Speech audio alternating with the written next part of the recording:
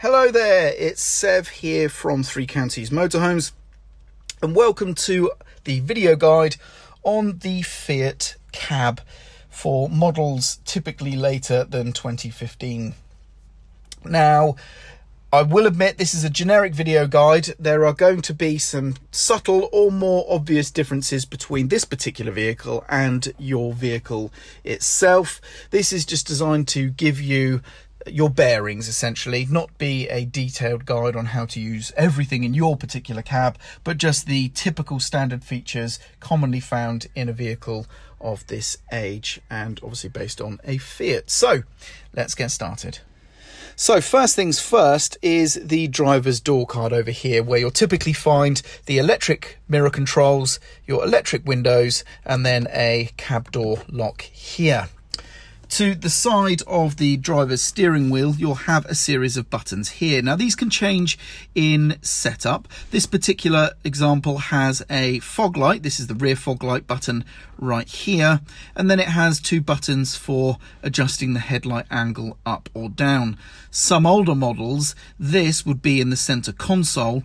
These two buttons are actually here, and then we just have two arrow buttons up or down here. But in the later vehicles, they've put it all on this panel like this. Now, the mode button, if you press that, that will bring up a settings menu in the vehicle's display here in the instrument cluster. And using these buttons here, up or down, you can navigate that menu and you can confirm options with the mode button. This is typically used to change things like whether or not you want a speed limit to beep, to disable your passenger airbag, and so on.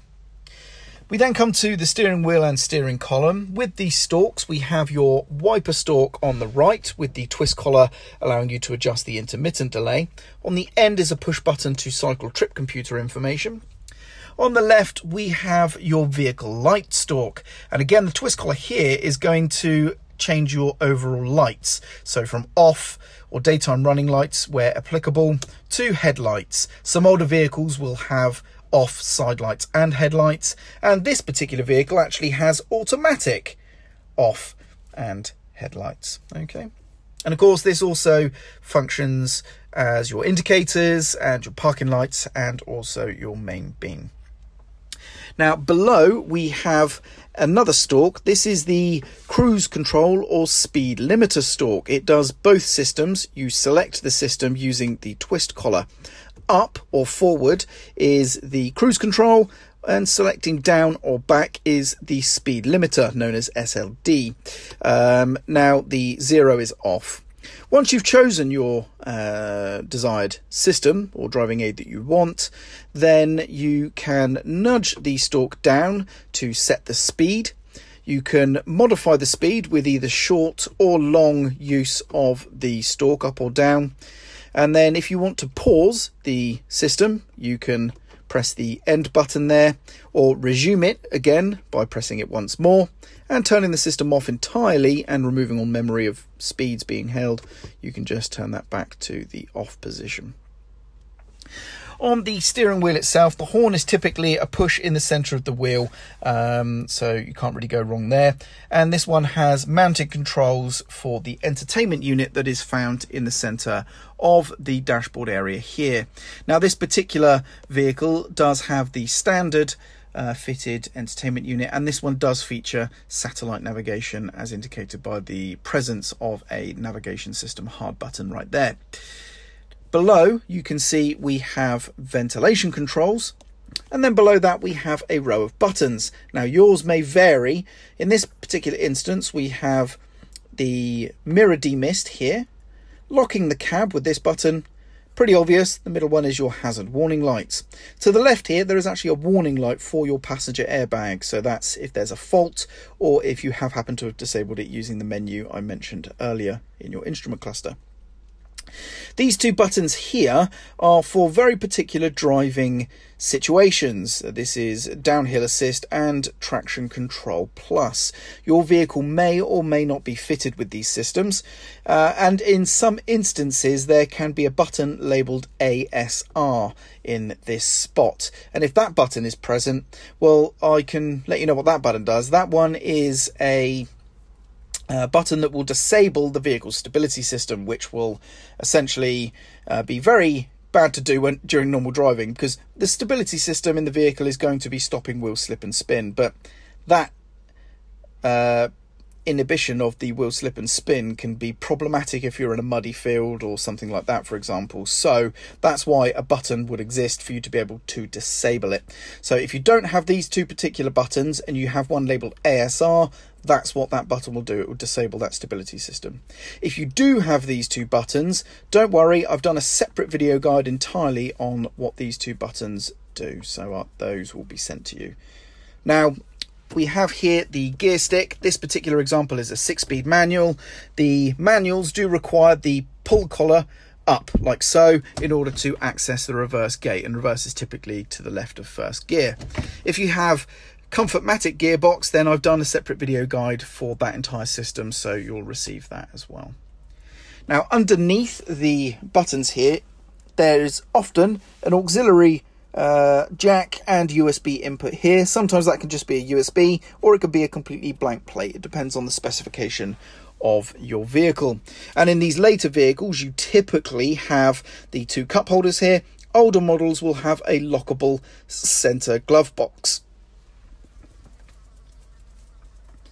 Next up, we have the USB input here and the 12-volt socket here.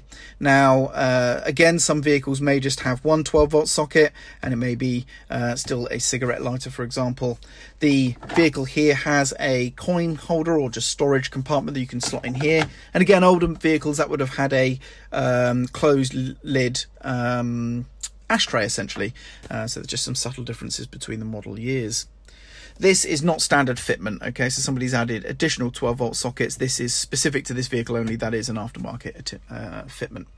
Now, above the entertainment unit, we have this here. Now, if yours is just a completely solid single piece here, just with this clip at the top, then it may or may not be able to be pulled up. If you can't pull it up, don't force it, because it will break. And it's hard to know what models this lifts up on, but like I say, if you have a solid plate, give it a little try to try and lift. You just reach around the back and just lift up. If it doesn't want to do it, or it feels like you're going to break something, then stop, because you probably will.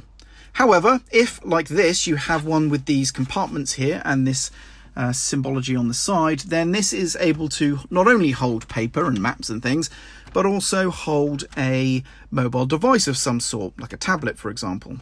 You pull out from the side here this tab, and when fully down, it unlocks these spring-loaded tabs here, allowing you to put your device inside those jaws, which I'm going to do now just to show you. So you would push up against the top one, set it into the bottom one like so, and when you're happy that that's in, you just then close this lever down. That pinches everything tight, so your device is going to be nice and secure. And when you're done, just pull out on the tab again. You should be able to freely move your device, and then you can push these closed.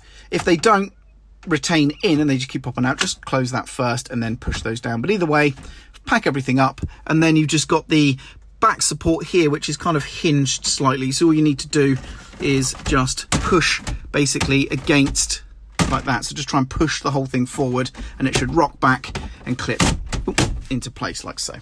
All right. We have a non-lockable glove box in the passenger side, and then in here is a little storage compartment as well that you can use. But otherwise, that's pretty much it. Now, you do have typical vehicle stuff like your dome light controls, sun visors, and so on. In this case, we have a legacy rear view mirror, which is pretty useless because there is no rear view in this particular vehicle. However, you may have a reversing monitor clamped to this or something similar. So, of course, your vehicle could vary there. Now, this vehicle is also fitted with cab blinds for the cab windows. These will block out the light at night. Now, they are very, very fragile. So if you have any of these, they are very fragile. So be very delicate and gentle when operating them. Otherwise, you could break them quite easily. And if you do, it's an expensive repair or replacement. So you have been warned. And again, your design of cab blinds or combination could be a little bit different. I've seen vehicles that just have the windscreen but still use silver screens for the side windows. I've seen slightly slightly different designs to these particular blinds as well. But like I say, this is not designed to be specifically about your vehicle, more of just a general overview. Now, the vehicle battery is underneath the cab floor here, so if you were to lift up any carpet, or if you don't have any carpet down, you will see a false floor section here that you can remove to gain access to the vehicle battery, but that's not something you typically need to do commonly. With adjusting the steering wheel, by the way, there is a little lever on the underside, so if I can get that in view. So here we go. So underneath the steering column, just here, if I turn on the camera light, there we go, just here, this lever, give that a pull, and that will release the steering column. But unfortunately, it only moves up or down on that same axis. You can't lift it up, so you can't change the rake. You can only change the height, unfortunately, but that's how you do that. And to be honest, that about wraps up the cab overview for the late model Fiat Ducato based vehicles. I'm Sev. I really hope you found this video useful, and thank you very much for watching.